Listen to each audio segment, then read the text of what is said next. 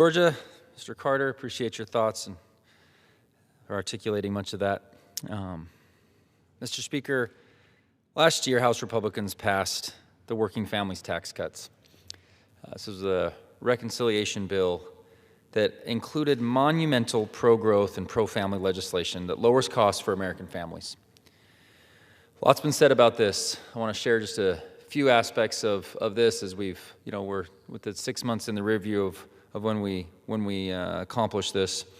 Again, the largest tax increases in American history would have happened on January 1st of this year had we not completed that, and we got it 6 months done prior to that crisis. I don't know when the last time I looked at Congress and found something done that ahead of schedule.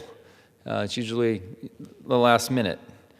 And that matters because that was a reality. That's what we knew was coming, and we worked hard to accomplish a lot of really key, important pro-growth elements. No tax on tips or overtime, an increased child tax credit, tax relief for seniors, an increased standard deduction targeted entirely at the middle and lower income Americans, investment in rural America. These are just a few of the reasons Americans will see a significant increases in their upcoming tax returns.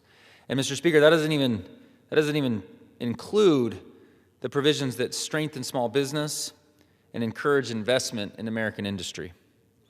This year, House Republicans are keeping more hard-earned dollars in working families' pockets, not with the Washington bureaucracy. The tax filing season begins next week, and Americans can expect to see some of the biggest tax refunds in history. After 4 years of painful inflation, we're cleaning up the economic mess.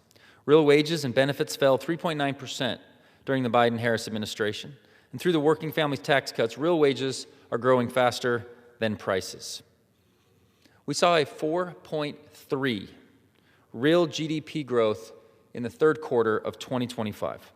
That is substantial.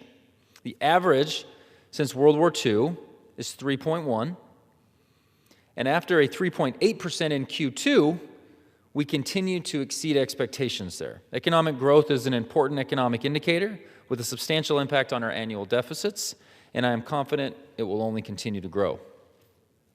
2026 will be about bigger paychecks and lower costs on everything from healthcare to housing to household goods. We're moving forward with housing affordability legislation to lower costs and update financing options. We're streamlining and simplifying permitting processes to create more jobs, reduce costs, and increase wages.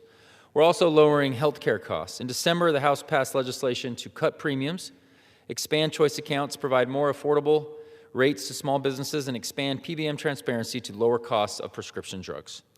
2025 was a big year for my team and for House Republicans.